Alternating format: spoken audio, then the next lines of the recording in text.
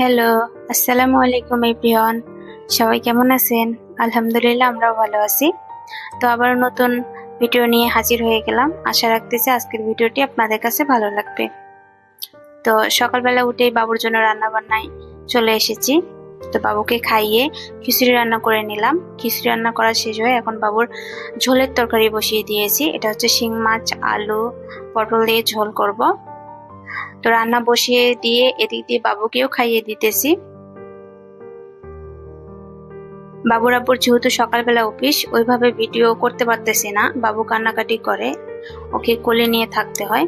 তো যেটুকু ভিডিও করি সেটুকুই আপনারা দেখতে থাকেন। তো বাবুকে খাইয়ে দিলাম, এদিক দিয়ে ওর রান্না বসিয়ে দিয়েছি, আবার এদিক দিয়ে আমার রান্না করে নিয়েছি।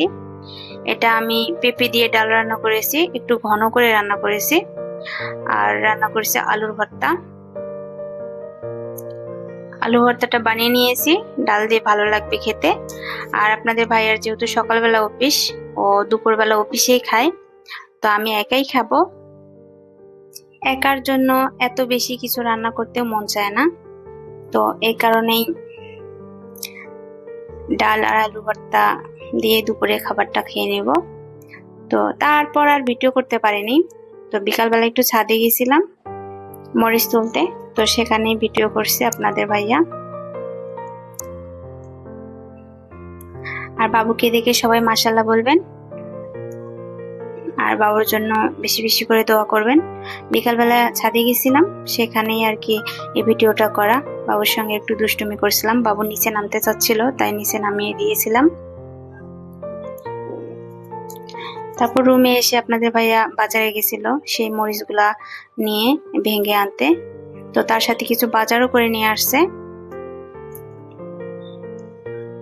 বাসায় গেছিলাম, তো মাকে গিয়ে শুধু বলছিলাম যে বাজারের কেনা মরিচের গুঁড়া, হলুদের গুঁড়া দিয়ে তরকারি রান্না করলে এত স্বাদও লাগে না, আর তরকারির কালারও ভালো আসে না।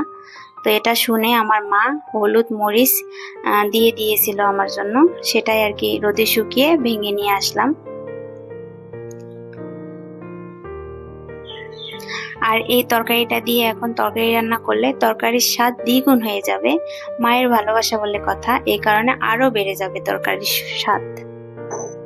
আমার কাছে মনে হয় যে বাজারে কেনা হলুদ মরিচের গুঁড়ার থেকে ভেঙে নিয়ে আসলেই এটাই ভালো হয়, আর এটা দিয়ে তরকারি খেতেই বেশি ভালো লাগে।